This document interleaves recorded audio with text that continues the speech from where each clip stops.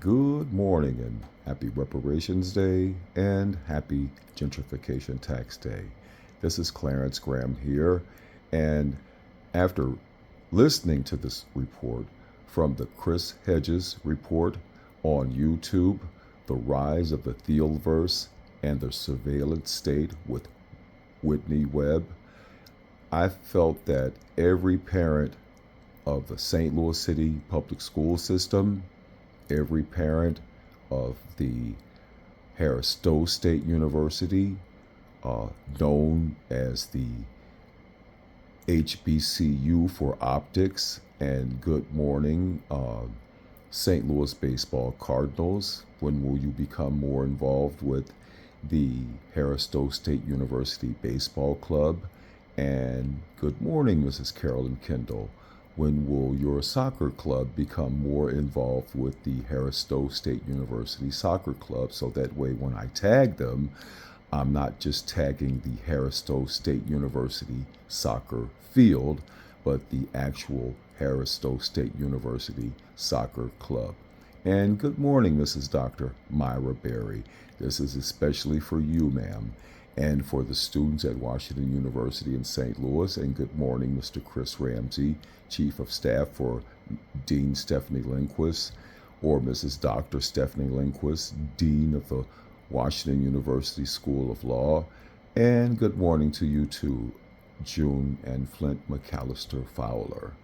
But tell me something, Dr. Fowler. When will I be allowed to tag your taxpayer-supported Facebook account as it relates to Melissa of Parkview, your neighbor? But to continue, this is for every parent, spouse, significant other who have children in dorm rooms, who live in apartments, who live in HUD housing. You need to listen to this, because this is what they've done. They have created these networks, these algorithms where they are able to listen in on everything that you say.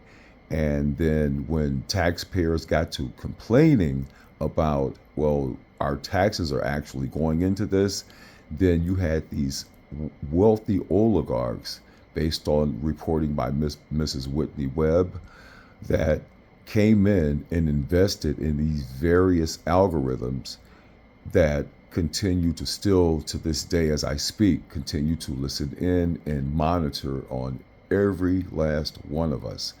And I'm figuring that, well, I know I'm not listening to the news, and I don't know how many other people are listening to the news, because the only news that we're really looking for is that, well, Sheriff Alfred Montgomery, the sitting sheriff of the city of St. Louis, the people's sheriff, the next mayor for the city of St. Louis. Why? Because we need a man who's not just morally, but ethically, um, ethically moral. Yes. But that's why we don't look at the news until we hear news that Sheriff Montgomery has been released, and that, well, the assassin on Grant has been reported, and that, well, hey, guess what, you guys, you won't be seeing Clarence on social media again, because he's finally gotten his due process rights. And good morning, Chancellor Andrew D. Martin, and good morning to you too, Melissa of Parkview. But this report here is for every parent and spouse. Please listen, because this is how they have been listening to us, and this is how they privatized it, so that way taxpayers would not complain that their taxes were going into this. And just beware. Until then, happy Reparations Day, happy Gentrification Tax Day. This is Clarence Graham reporting on behalf of the Chris Hedges Report with Whitney Webb, of which I am not an official endorser. Thank you. Who mistakenly believed the Trump administration would dismantle the deep state.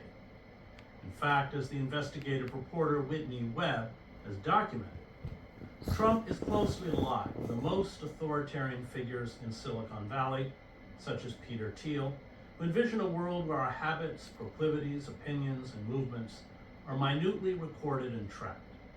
These Trump allies do not intend to free us from the tyranny of intelligence agencies, militarized police, the largest prison system in the world, predatory corporations, or the end of mass surveillance. They will not restore the rule of law to hold the powerful and the wealthy accountable, nor will they slash the bloated and unaccountable spending, some $1 trillion by the Pentagon. They are rapidly purging the civil service, as well as law enforcement and the military, not to eradicate the deep state, but ensure that those in charge of state machinery are exclusively loyal to the whims and dictates of the Trump White House. What is being targeted is not the deep state, but the laws, resolutions, regulations, protocols, and rules, and the government, civil servants who enforce them, which hinder absolute dictatorial control. Compromise, limited power, checks and balances, and accountability are slated to be abolished. Those who believe that the government is designed to serve the common good, rather than the dictates of a tiny cabal of billionaires, will be forced out. The deep state will be reconstituted to serve the leadership cult. Laws and the rights enshrined in the Constitution will become irrelevant. It is a coup d'etat by inches, one that will be enforced in crude and brutal fashion by the Immigration and Customs Enforcement Agency on the streets of our cities, empowered by Thiel's Palantir and the sophisticated forms of monitoring made possible by artificial intelligence and digital surveillance pioneered by Silicon Valley. Joining me to discuss our emergent Orwellian state is the investigative journalist and author of One Nation Under Blackmail, Whitney Webb. You can find her on her website, Unlimited Hangout. Whitney, let's go back to the beginning. Poindexter, Iran-Contra, which I covered actually when I was in Nicaragua, because that's really the origin of where we are today. Yeah, it's definitely, I would argue, one of the best starting points, and also thanks so much for having me on, Chris. So John Poindexter, as of course you know, was one of the national security advisors to Reagan and was the highest ranking member of his administration that was indicted as part of Iran-Contra, but he is also remembered as the quote-unquote godfather of modern surveillance. And this is in part because of his efforts in the immediate post-9/11 era, pioneering an office within DARPA that housed a program called Total Information Awareness.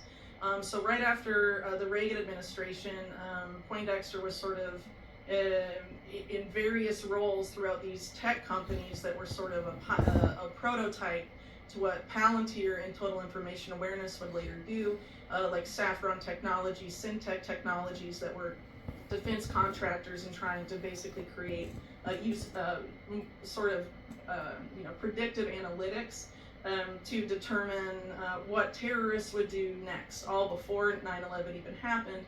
And of course, there was a renewed demand for that type of technology and these sort of innovative solutions in the immediate post 9/11 era. When this information, was reported on Total Information Awareness, there was a huge outcry throughout, U.S. mainstream media.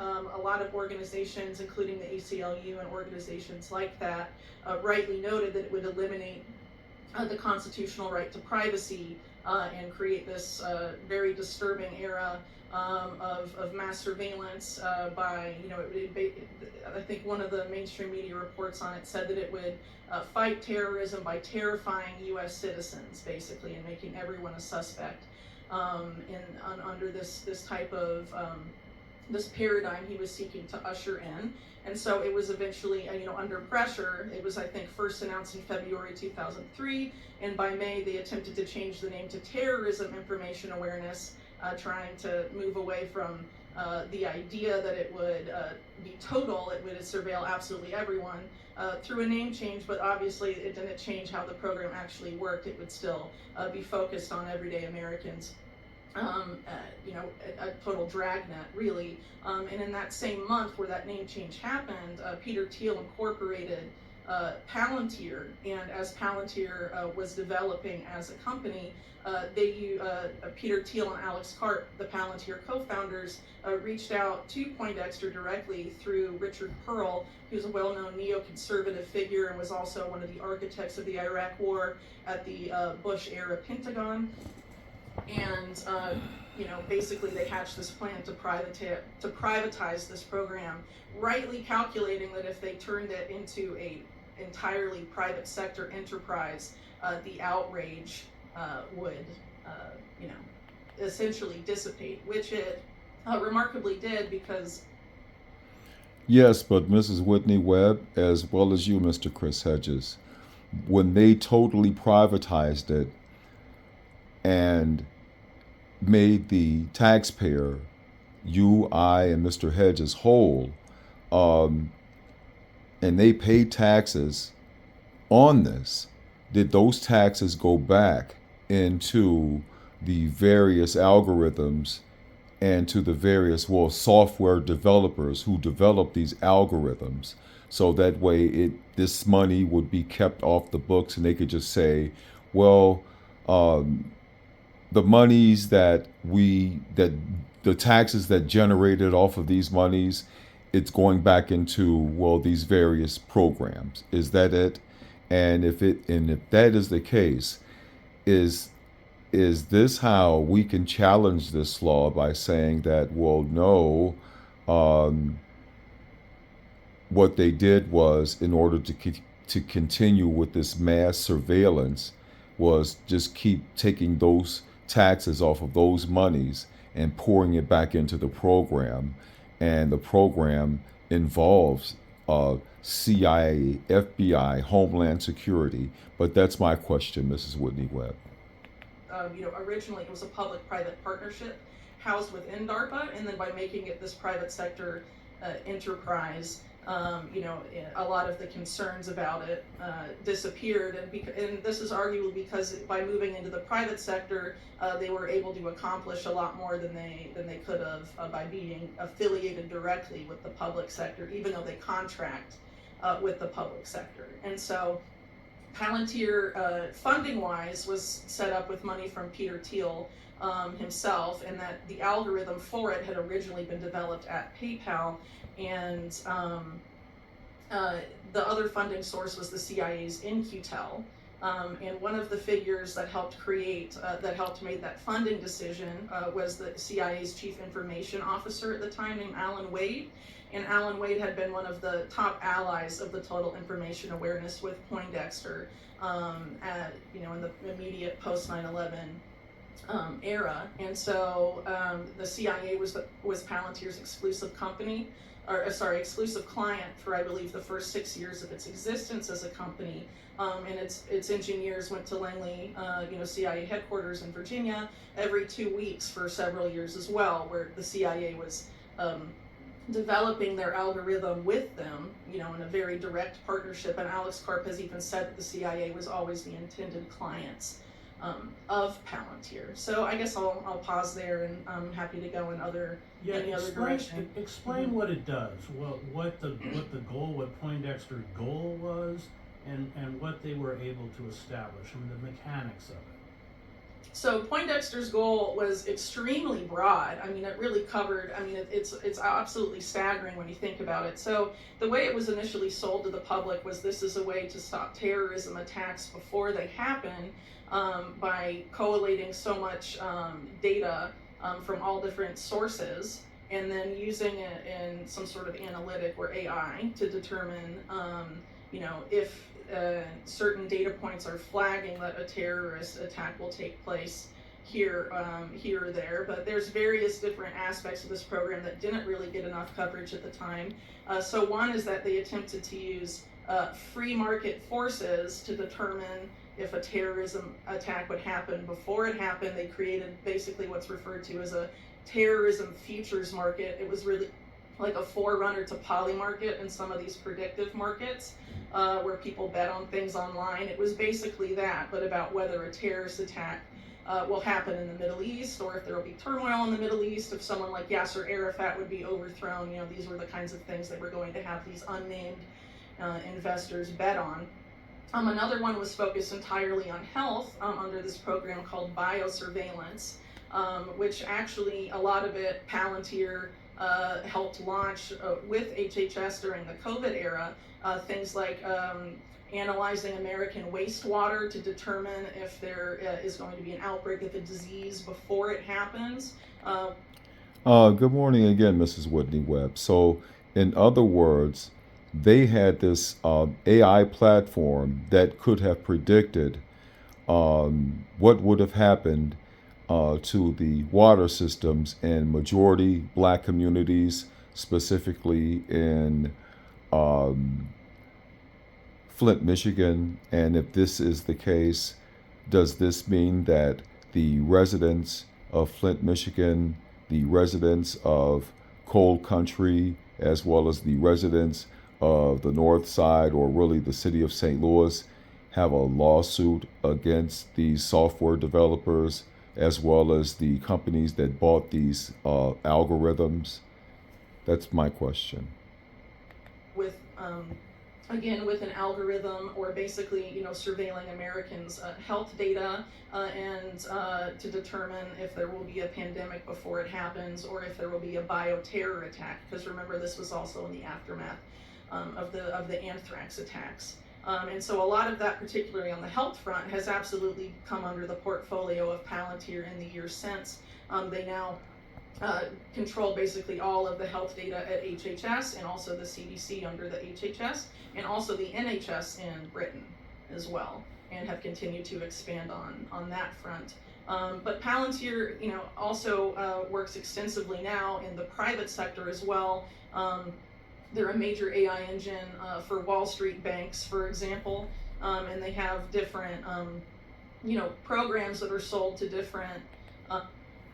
Good morning again, Mrs. Whitney Webb, and you too, Mr. Chris Hedges. So, based on this algorithm that was developed by these software developers for Wall Street, does that mean that, well, the residents of Ferguson, Missouri, who back in 2008, when President Barack Hussein Obama first gained office as our first sitting black president of the United States of America, and caved into the pressure of Wall Street bankers and gutted the housing market of majority black communities here in Ferguson, Missouri, and nationwide, does this also mean that those residents have a lawsuit against those software developers, as well as the companies, both public and private, that bought this algorithm? But that's my question. Entities, but ultimately they are a massive contractor to essentially every U.S. intelligence agency, and that includes DHS and ICE, which a lot of the critical reporting on Palantir focuses on their contracts with ICE specifically, but all of that is intended to also be used against people that are not illegal immigrants. It's meant to be an entire dragnet of basically pre-crime. And Palantir, in concordance with Poindexter's ambitions, has been a major piloter of pre-crime technology in the United States. I think they began doing that in New Orleans initially, but they call it predictive policing is the term that they use. But a lot of other companies have attempted to also get in on this. One of the most notorious being Predpol, that was a... And good morning to basically every rapper, both male and female, both black and then white, who will live in depressed communities, who have been illegally targeted. And again, Mrs. Whitney Webb, based on this report, and good morning, Mr. Cornell Iral Haynes Jr., as well as you too. Oh my goodness, because Mr. Bailey, Chingy himself. So does that mean, Whitney Webb, that our local rap artists like Nelly, Chingy, certain members of the Isley brothers now have a lawsuit against the software developers who developed these algorithms and then sold them back to various law enforcement agencies around the country.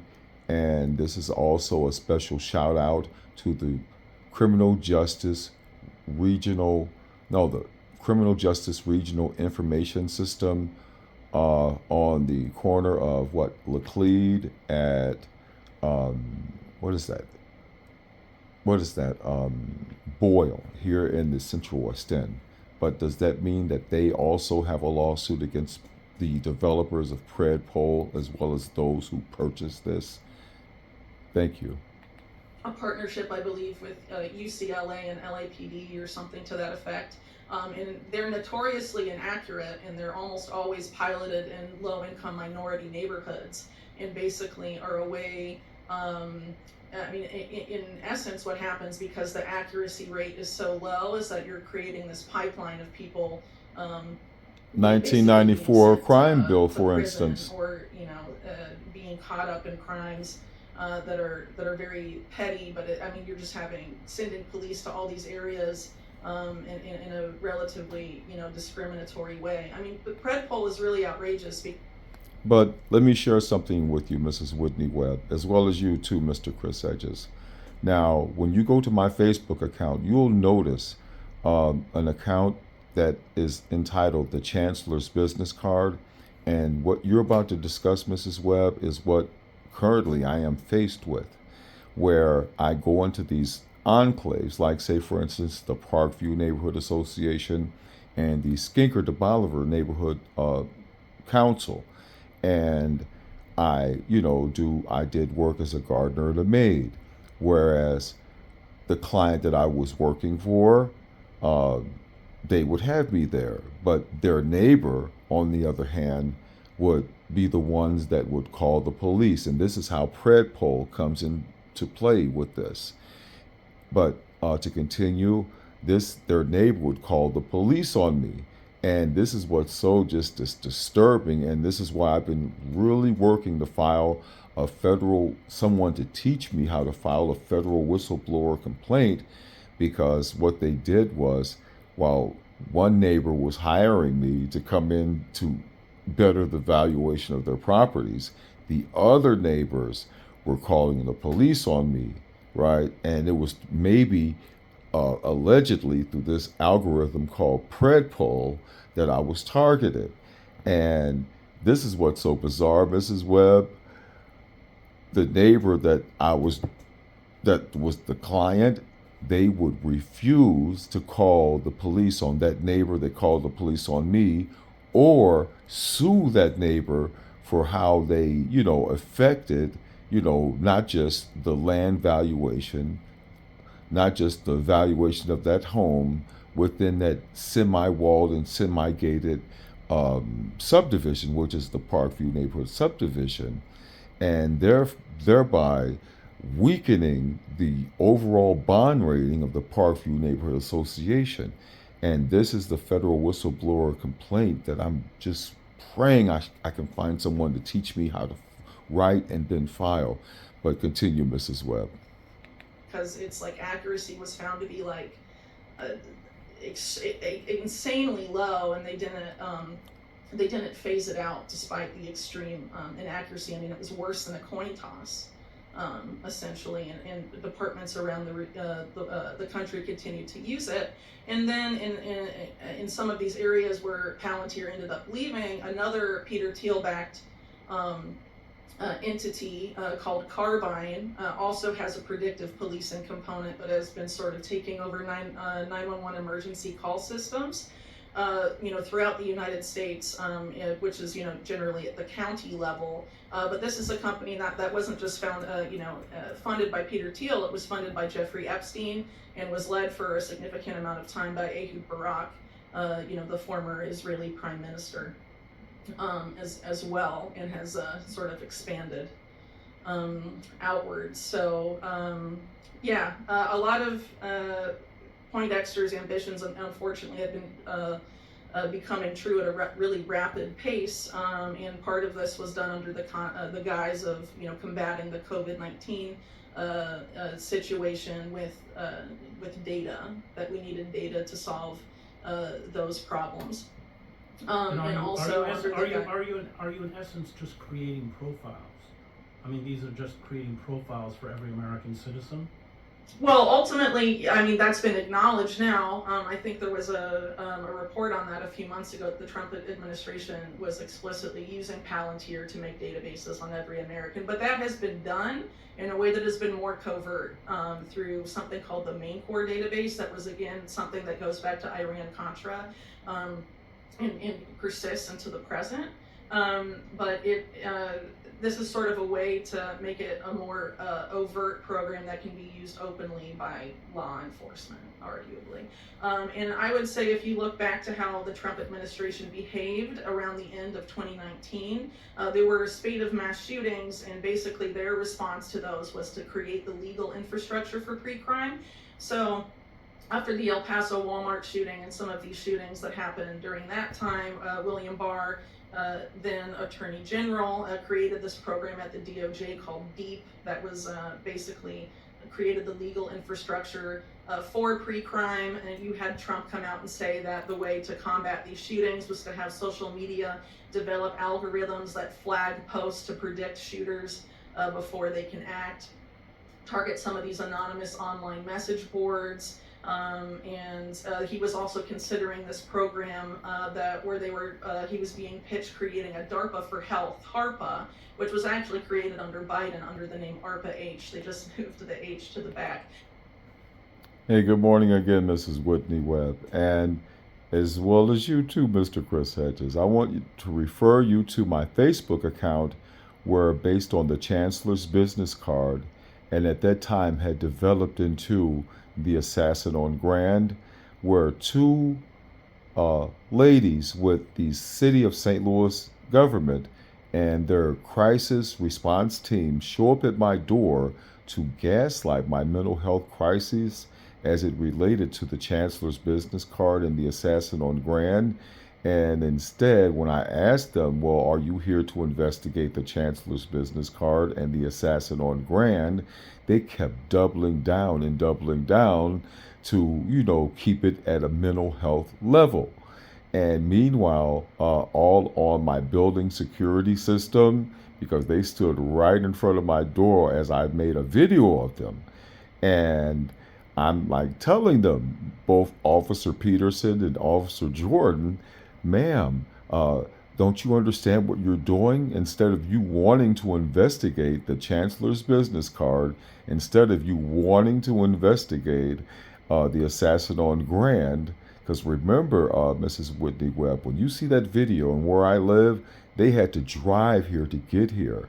So when you tell me that you don't want to investigate those two things, and you want to keep it just solely focused where you're doubling, tripling, quadrupling down on keeping it at the mental health level in a conversation while wasting, monies.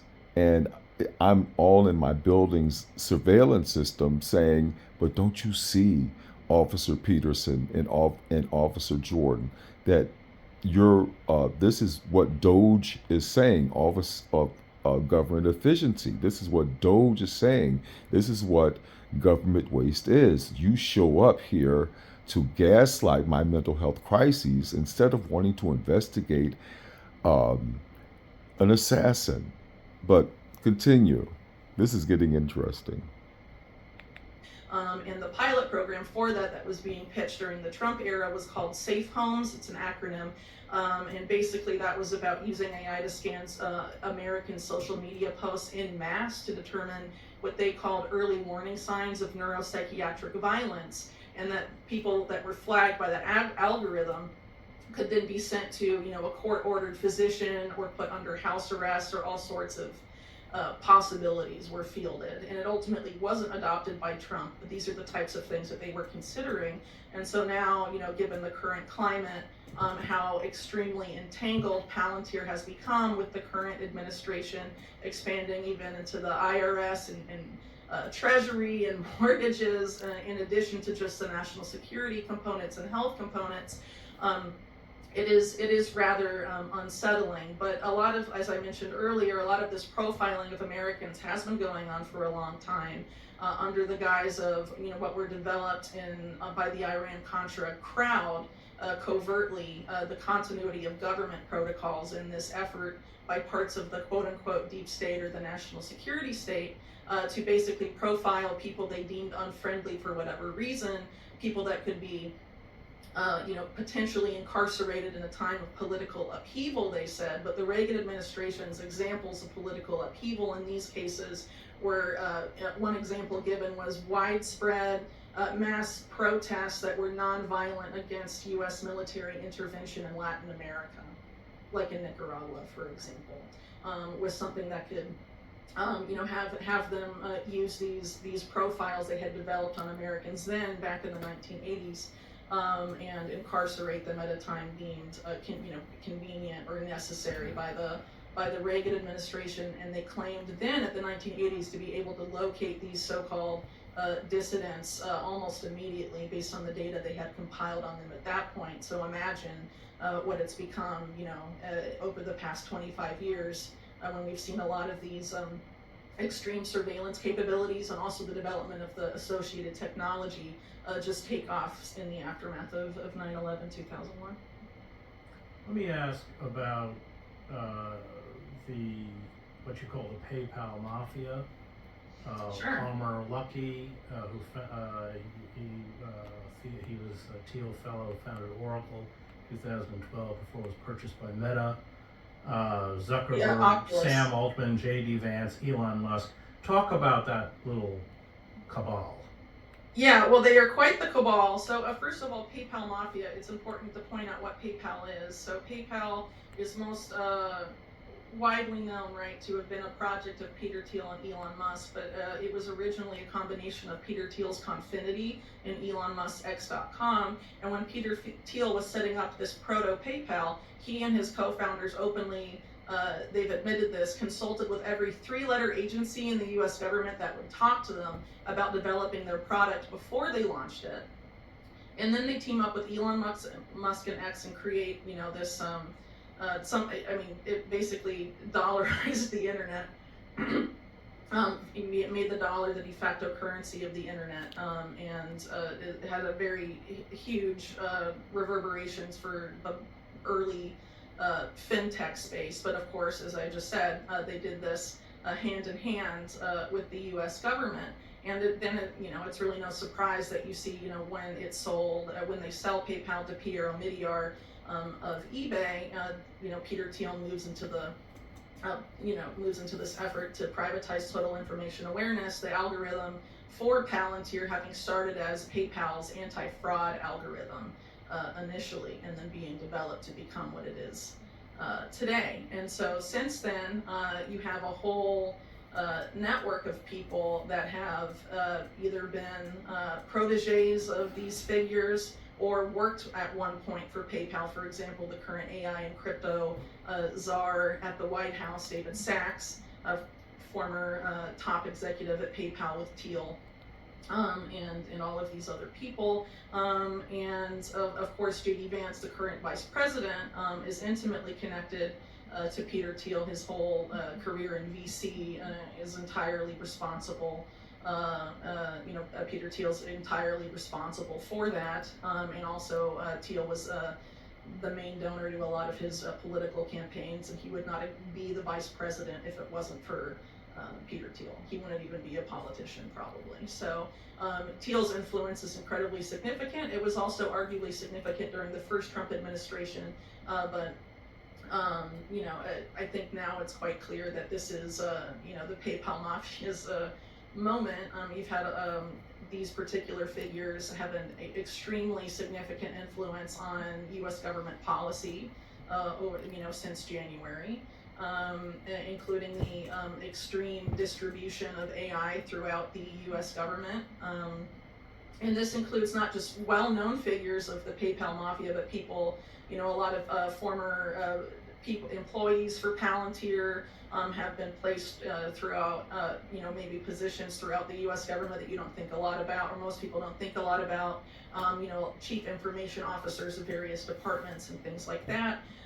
There's a very considerable amount of influence. And what I find particularly troubling about this is that a lot of these PayPal mafia figures, Thiel, Musk, and Vance, among others, are extremely close or acolytes, really, of the philosophy advocated by a fellow named Curtis Yarvin, whose in political philosophy is essentially that the way to solve the problems of our current system and current bureaucracy is to basically completely privatize the state and install a CEO in place of the president who would rule essentially. Hey, good morning, Mrs. Whitney Webb, and you too, Mr. Chris Hedges. Clarence Graham here reporting, and happy Reparations Day and happy Gentrification Tax Day, Mayor Kara Spencer and Mrs. Daniela Velasquez. And Mrs. Whitney Webb, I want to share a little tidbit with you. Now, on YouTube, look for a video with Mayor Kara Spencer, mayor for the city of St. Louis, and I think she's an alder person, but her name is Mrs. Daniela Velasquez. And they're having this discussion about bringing in a city manager for the city of St. Louis. And then go and look in Mrs. Daniela Velasquez's work history and look for a story on a Clarence Graham where black police officers with the University City Police Department had illegally arrested me, and the ACLU of Missouri, Anthony Rothert, represented me. Now, based on the way that Mrs. Daniela Velasquez handled my case, they fired her. And I look up on TV one day, and I'm like, wait a minute, isn't that Daniela? She was like on KMOV4, and she was in City Hall at the Board of Aldermen. And I'm like, how did she wind up down here at the Board of Aldermen?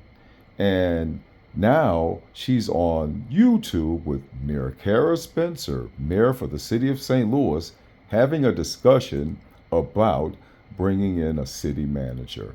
But no, it will not work, because when you look at some of my videos, Mrs. Webb and Mr. Hedges, as I go around the city of St. Louis showing the disparities and how taxes are doled out, it just will not work. I just do not see it. And the only way that to solve it is to bring in really Truth and Reconciliation Commission for involving reparations, where we go to the 6 wealthiest subdivisions here in the city of St. Louis and say, here, it's time for you to open up your ledgers. This is what you owe for a debt owed to American descendants of slavery, and leave it at that. But again, I'm going to allow you to continue. Thank you, ma'am.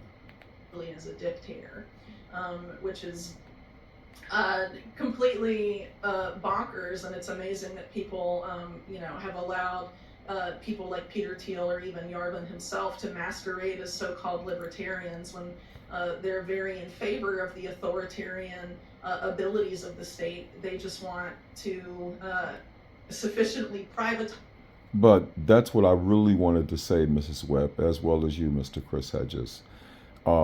Instead of privatization, instead of a city manager going to these wealthy subdivisions, into these corporations, have a Truth and Reconciliation Commission say, here, based on a debt owed, this is what you owe, and have those monies go into like majority black communities, majority white communities that live below the poverty level, and have those monies from those subdivisions, from those corporations that profited indirectly and directly from American chattel slavery and have those monies go back into those community-based banks that physically sit in majority black communities and majority white communities that live below the poverty level.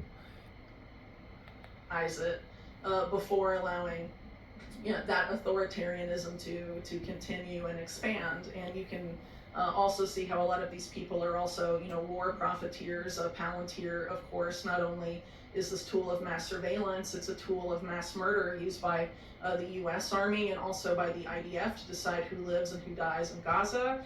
And a lot of these other people that have been Teal proteges, for example, like Palmer Luckey in Anduril, which Luckey co-founded with Trey Stevens, who's also affiliated with the aforementioned Epstein-funded Carbine 911. Anduril is ushering in this era of autonomous warfare and bankrolled, of course, by Peter Thiel.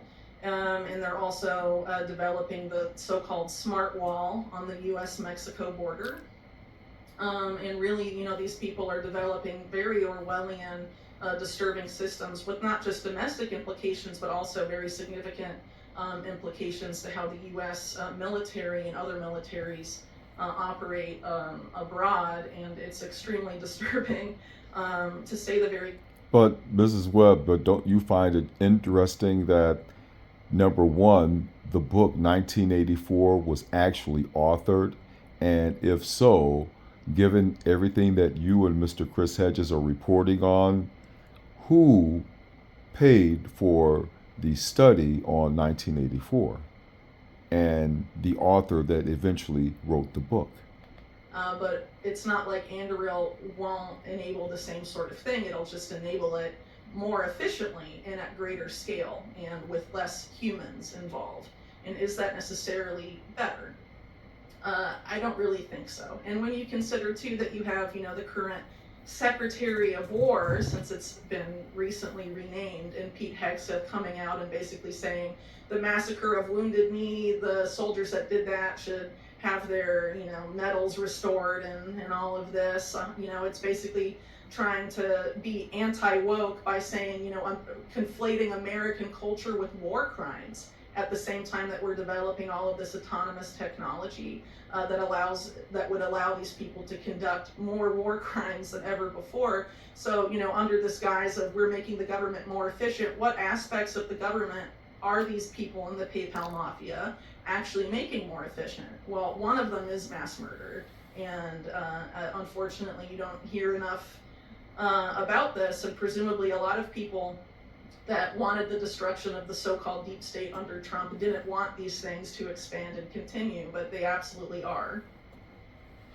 Let's talk a little bit about, you mentioned privatizations. Let's talk about SpaceX, cryptocurrency, and Musk. But here's my question, though, Mrs. Webb. Now, you're saying that these algorithms and the software developers who develop these algorithms that are being sold to these various governmental agencies. Now, true, that system has been privatized, and true, the monies off of the taxes off of those monies are going back into these various algorithms, to these various software developers who are developing these algorithms. But when can a discussion be had of who are these software developers and how to, file a mass action lawsuit seeking injunctive relief that these wires in all of these dorm rooms, in all of these university campuses, can be dismantled under Truth and Reconciliation Commission? Early involvement with Doge in the administration, what they're doing. And explain Yes. for people who don't understand the smart wall, what the smart wall is. So I'll start with that. So because you asked a couple different things there. So basically, the goal of the smart wall, it's not a physical wall. It's meant to be basically an invisible wall that uses a combination of surveillance and drone technology to basically intercept anyone crossing the border in a non-authorized way. So that presumably includes both people crossing from Mexico into the U.S. and people crossing from the U.S. To Mexico. And again, it's framed in terms of efficiency and all of that. You don't have to have necessarily border agents there. You can have drones that are currently not lethal but could be made lethal at any point, and that is basically what they envision as the future of the wall. And obviously a lot of Trump supporters, I think, originally had envisioned a physical wall and not this combo of non-lethal, potentially in the future lethal drone technology and mass surveillance. But also, as you may be aware, the U.S. government defines the border as going much more inland than a lot of people would imagine. And I forget exactly how long it is, but a significant amount of the country actually lives in what is considered a border zone that have sometimes in the past been referred to as constitution-free zones, where they're allowed to basically extend this type of technology deep into the U.S. domestically, as well as presumably into Mexico to some extent as well, especially now that the military and intelligence agencies say they have to go be more active in Mexico to presumably fight Mexican drug cartels and things of that nature. So they'll certainly be taking liberties there as well. So I'm not sure exactly what you'd like to talk about as it relates to SpaceX, but it is worth pointing out that they're a massive military contractor specifically for Space Force, created under the first Trump administration. They really are the main contractor for Space Force, and also they are directly affiliated with Starlink, the satellite internet company that also arguably has some kind of covert uses, with Elon Musk, for example, saying he was going to help sneak Starlinks into Iran, for example. I wonder who that would benefit. And also, its use by Ukraine and the Ukrainian military, and then them coming back saying, we didn't know they would use it for offensive purposes. I think that was them sort of trying to cover their tracks afterwards, because it's obviously affiliated with a major U.S. military contractor. So, I mean, can't be that surprising. And also, what's important in that context as well is that he's a major military contractor that wants the U.S. government to go in a particular direction, particularly a highly automated future. And through the Department of Government Efficiency, DOGE, a lot was made to facilitate that by laying off a lot of government workers, and in their place putting, basically replacing them with AI algorithms. And those algorithms are, of course, patented and controlled by Silicon Valley companies. And the vast majority of major Silicon Valley companies. My apologies, Mrs. Whitney Webb, as well as you, Mr. Chris Hedges. The vast majority of those government workers were black, female, and executive, and their male counterparts. That is the majority who were replaced under DEI initiatives. But again, listening to this entire report and how these algorithms were developed off of private money, yet these algorithms were sold to these various agencies, how can those who lost their jobs based on DEI, how can they sue these software developers who developed these algorithms that were sold back to the very companies that, based on information and belief, were targeting them based on their pigment and their zip code and their gender? But thank you, ma'am. As either intelligence or military contractors or both, or have for a very long time. And a lot of the biggest companies in Silicon Valley arguably started because of national security involvement. One that's often overlooked a lot is Oracle, Larry Ellison's Oracle. And Larry Ellison, before creating Oracle, worked on Project Oracle at the CIA. And then created Oracle, the company, which then took on the CIA as one of its earliest main clients. Similar in a way to what happened with Palantir, as I noted a moment ago. And now Larry Ellison is becoming, basically taking over a large swath of American media now. So you're seeing a lot of these billionaires that contract for the military are also becoming major owners of mass media. So you see that with Ellison, for example, and it's also true with Elon Musk, after his purchase of Twitter. And his ambition to basically turn what is now X, formerly Twitter, into the Everything app with a major financial component. So as I noted earlier, there have been these efforts going around, previously considered by the Trump administration, to have AI algorithms go over social media posts and flag people, but they also are pushing to have you tie your finances to those same apps. And presumably X will also be using some form of cryptocurrency, most likely a stable coin, which has been the major focus of the Trump administration, being a major pro-crypto administration. A lot of people thought they would be more pro-Bitcoin than anything else. It's how they sort of touted themselves on the campaign trail, but they've been most overtly supportive of stable coins and stablecoin issuers, of course, buy lots of treasuries and help service the U.S. debt. So it's a way for them to continue to spend more than they are bringing in, and to basically service that debt so they can, obviously, I would say, increase the Pentagon budget, which is the budget that, in the national security budget in general, DHS and these things, that continue to grow and grow and grow and grow at the expense of other departments that actually, benefit the American people significantly more. Can you talk about Oracle's relationship with AI? So I'm not an expert on what Oracle does specifically. As far as I'm aware, they mostly focus on database management. But I do know that they've had a significant influence over the Trump administration previously as well. So Safra Catz is a major top executive at Oracle, in addition to Larry Ellison, and she, along with Sheldon Adelson, coordinated the firing of H.R. McMaster, who was previously a Trump national security advisor, and had, I believe, John Bolton put in his place. So Oracle has been sort of very influential, particularly on the Trump administration behind the scenes before this administration, but now we're sort of seeing Larry Ellison come out more into himself. But my understanding is that they contract widely throughout the national security community and beyond, and that a lot of it is data management and digital infrastructure. But I'm not exactly sure on the specifics there. Sorry about that. I want to ask you about Israel. Mrs. Whitney Webb, I want to touch on something, and you too, Mr. Chris Hedges. I want to touch on something. Now, I used to read books on the tape for people when I was in the system.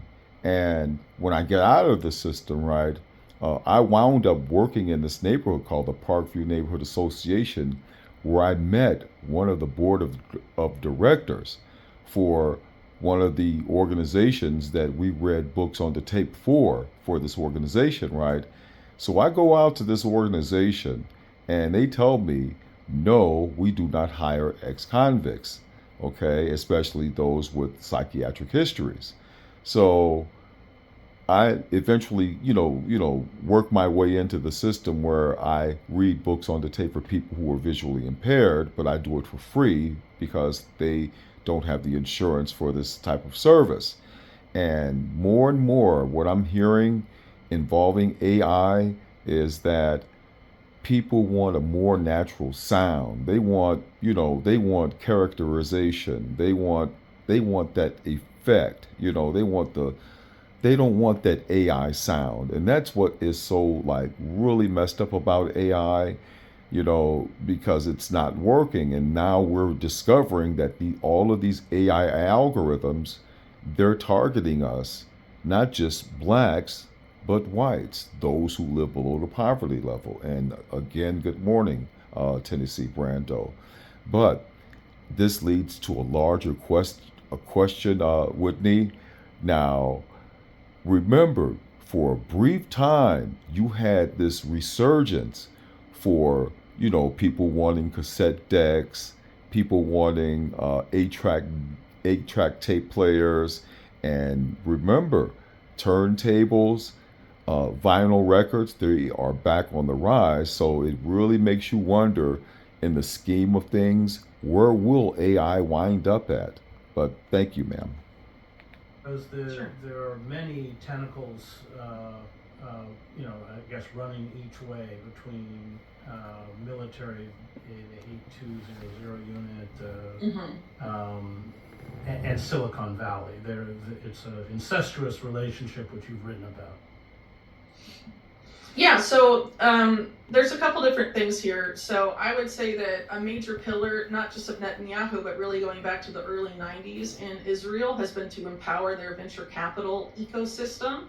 And it began with state backing really significantly in the early 90s. But Netanyahu, throughout his lengthy time as prime minister, has made that a major priority. And back in 2012, it actually became Israeli policy to have basically some of these startups that are incubated by veterans of Unit 8200 and some of these other Israeli intelligence agencies that involve technology to a significant degree, to have them conduct operations that were previously done in-house by Mossad or Unit 8200. So basically, to use them as fronts is essentially what the admitted policy began. And in the Israeli media report that documents this, they note that a firm like Black Cube, for example, which has been called a privatized Mossad, was one of the companies that was developed under this policy. But presumably there's a lot of other companies that also operate this way, and it's important to note that in the same period of time, you had a neoconservative and Zionist mega donor to the GOP, Paul Singer, team up with people from Netanyahu's office to develop something called Startup Nation Central, which was framed as a way to prevent the United States from ever meaningfully adopting the Boycott, Divest, Sanctions movement, or BDS, by basically marketing Israeli startups, particularly in technology, to American companies and also to the US government. And of course, the US government contracts with significant Unit 8200 companies. For example, the NSA in the mid-2000s had an Israeli Unit 8200 linked company develop its backdoors into popular software programs. Carba 911 that I brought up earlier, also Unit 8200, created and now controlling a litany of 911 emergency call centers throughout the U.S. There's a lot of companies that have popped up to do so, and also you've seen a lot of these Silicon Valley giants, Google, Microsoft, Intel, recruit heavily from Unit 8200 and also open offices in Israel. Of course, some of those, in the case of Microsoft, significantly precede this 2012 point. But basically, the goal was to prevent the U.S. from ever allowing boycotts of Israel at any meaningful level by integrating companies at the same time that Netanyahu made it a deliberate policy to use a lot of these companies as fronts for either the Israeli military or for Israeli intelligence. Unfortunately, in addition to that, we also have, a significant overlap of some of these Silicon Valley billionaires and the IDF rather overtly. So Larry Ellison, who I brought up a moment ago, is, I believe, if not the leading donor, one of the most major private donors to the IDF, and is also, as we noted a moment ago, a major contractor to the U.S. national security state, and is, How you doing again, Whitney and Mr. Hedges? This is Clarence again, and here's my question. Now, I've always wondered this. Are the number one reason why the United States federal government are supporting, what used to be known as Palestine, but is now known as Israel, is because it keeps a buffer between the United States and those six nations of people of Muslim faith? That's my question. Building a quite a massive U.S. domestic media empire, and I believe he's going to be one of the figures involved in the takeover of TikTok that was just signed off on by Trump not that long ago. And he's just taken CBS. Yeah, and I think Paramount and I think a few others are. I think CNN is about to be acquired by them as well, so we'll see. But it's definitely a rapid consolidation. I want you to speculate what this world is going to look like. It is the fusion of corporate and governmental power. In some ways, of course, these corporations will have even more power than government institutions. We just had the presidential memo that came out a couple days ago, which essentially criminalizes, it's quite an amazing memo, the criminalizes people who criticize capitalism, support gender equality. Or really anyone who's anti-fascist in any capacity. Yeah. But here's my question again, Whitney and Chris. Now, you say fascist and anti-fascist. Now, coming from the perspective of a black American descendant of a slave, to me, both groups are one and the same. Because when you look at both groups' policy, none will support reparations, none will support a gentrification sales tax, none will support a black anti-crime hate crime law. None will support any major policy that will benefit, even indirectly, the black community. And when I hear anti-fascist and fascist, I'm like, they're one and the same to me. Yeah, and of course, all of these tools will be employed against these people who are being targeted. What kind of a world will it create? Will it kind of look like China's totalitarian capitalism, or will it be different? I think it's really hard to know because, of course, the future is unwritten and a lot of it depends on us. And there's an unprecedented effort, of course, to propagandize the American people, to have us willingly walk in and support and consent to these systems being installed. Because a lot of people forget, but the ban on propaganda being used domestically against Americans was lifted under the Obama administration. And now with all of this extreme media consolidation by the specific cabal of billionaires and oligarchs, the propaganda is already bad, I would argue, but is going to get even worse to get people to consent to these systems specifically. And I think a lot of what we're going to see is going to be sort of a repeated trope of what we saw on the war on terror. We have to give up all of these new freedoms, or all of these freedoms. Well, no, Whitney, I somehow don't agree, and it's based on Mr. Chris Hedges' report at the Chris Hedges Report that this information is actually getting out. Because as soon as I start posting this, alerting parents, spouses of all of the major universities, private and public, school systems, of that, hey, guess what? That this is the algorithms that they have developed. Word is getting out, ma'am. But here's my big question. How to get mainstream media to report this Chris Hedges special report. And I think that's where we will crack this wide open. And things like that, because we have to go after Al-Qaeda and get them at all costs. But now, 20 plus years later, you have, the head of Al-Qaeda in Syria being given a diplomat, I don't even know what to call it. It's so ridiculous. Like a red carpet welcome to shake hands with David Petraeus and all of this. So we lost all of our freedoms, but now Al-Qaeda is just, let's shake hands and let them come to the UN while we don't let anyone from Palestine come. I mean, it's totally insane. So I think it's quite possible that, given that we're seeing this effort to gin up a war on domestic terrorism yet again, we're going to be given another invisible enemy and told that we need to give up all of these remaining freedoms and civil liberties to go after the domestic terrorists. And that it's going to be, Unfortunately, a lot of the depravity that we witnessed during the war on terror, but directed domestically, hence the name domestic terrorism. And I think you can argue that was always the plan post 9/11. A lot of the stuff was focused domestically. Before 9/11, there were efforts to pass DHS as the National Homeland Security Agency. It stalled in Congress. Of course, after 9/11, no longer stalled, and so DHS was created.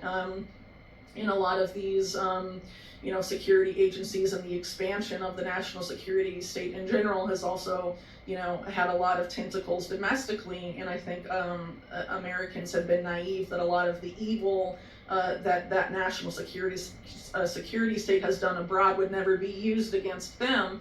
And I think that, we need to be very aware of what is going on here, and that the deep state, whatever you want to call it, is expanding, and it's expanding in the hands of private oligarchs that have a very dangerous political vision that is rarely talked about. A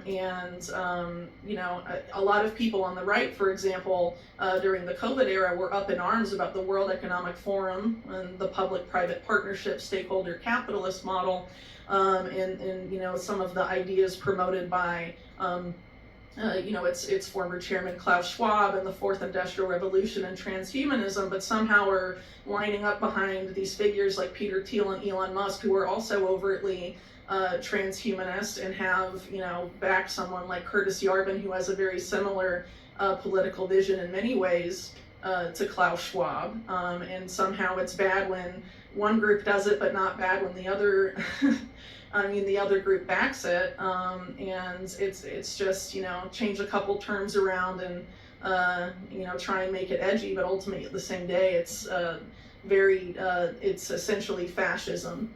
But they obviously want to market it under different names to get people to consent to it, which I think is, efforts are being done to do that now under the guise of fighting the corruption in the national security state. But unfortunately, this has always been a cancer on American society that has been distinctly bipartisan. And I think a lot of what's going to be done here is it's going to be, if we allow it, political opposition could be labeled terrorism, quote unquote. And to think that this wouldn't come back on people on the right as well, I think is naive. The definition of domestic terrorist under the Biden administration concluded people that were outraged by perceived government overreach, for example, which could easily include people on the right as well. A lot of the things in the definitions of these things are incredibly vague and just meant, to sort of be a catch-all for people who don't agree with the government for whatever reason, and who won't just put their head down and be obedient when prodded to do so. Hello, Chancellor Andrew D. Martin. There's a potentially dark future, but there's still time for awareness about these agendas, and for people to develop parallel systems to escape this. And I think it's very important too that people start really seriously considering how to wean themselves off of these Silicon Valley giants that are building these systems and contracting with these military and intelligence agencies, getting off of Microsoft or Google products. There's still time to do all of that. You can look up online different guides. Hi, Whitney. Hi, Chris. But that's where I just do not agree. I think that based on, in my instance, my Black political, business, and clergy leadership on behalf of the Black citizens of the city and county or the greater metropolitan St. Louis metropolitan area need to file a mass class action lawsuit where we go after Silicon Valley, who hired these software developers to develop these algorithms that, based on your report, Mr. Chris Hedges, largely target poor Black and poor white communities. But that's where I feel that just, let's just not, subscribe to Google. Let's not subscribe to this, but instead, no, go after the software developers and their assets, as well as the companies that hire these software developers, and sue. But continue, ma'am. to use different operating systems, whether it's on your computer or your phone, or use alternatives to Google or any of these other things. Because I mean, ultimately, you know, if they may try and move to make it illegal to boycott Israel, but we can boycott the other enablers of this system that are based in the United States. And you know, maybe it's inconvenient at the time to change these things, but I think it's much more inconvenient to, you know, just walk into this world that they're trying to usher us into without offering any sort of meaningful pushback. And you know, if they're going to try and censor speech or criminalize speech, you know, there's other things we can do. Good morning, Mr. Jimmy stop this Kimmel. from happening. Great, thank you, Whitney. I want to thank Diego, Victor, Sophia, Thomas, and Max, who produced the show. You can find me at chrishedges.substack.com. Thank you, Mr. Hedges.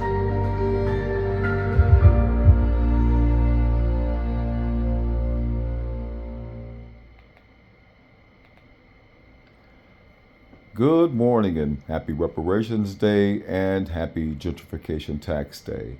This is Clarence Graham reporting unofficially on behalf of the Chris Hedges Report with Mrs. Whitney Webb.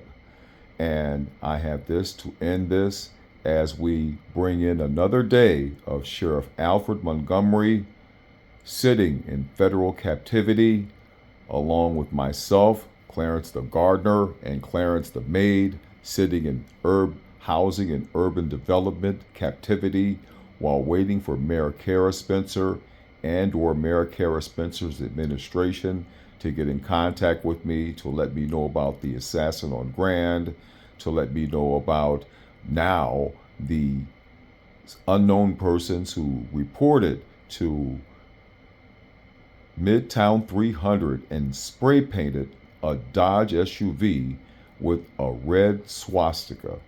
Until then, Sheriff Montgomery, I will always be in housing and urban development prison. But we still pray for your arrival, and we're still looking for any news reports involving your eventual release. And remember, sir, they are still having events over here at St. Louis University, while based on the report from Mr. Chris Hayes with All In with Chris Hayes, they are still kettling in black residents who live on the south side of Chicago based on Kamala's law. And this will conclude this morning's briefing on the rise of the Theoverse and the surveillance state with Mrs. Whitney Webb and Mr. Chris Hedges with the Chris Hedges Report. This is Clarence Graham reporting. Happy Reparations Day and happy Gentrification Tax Day.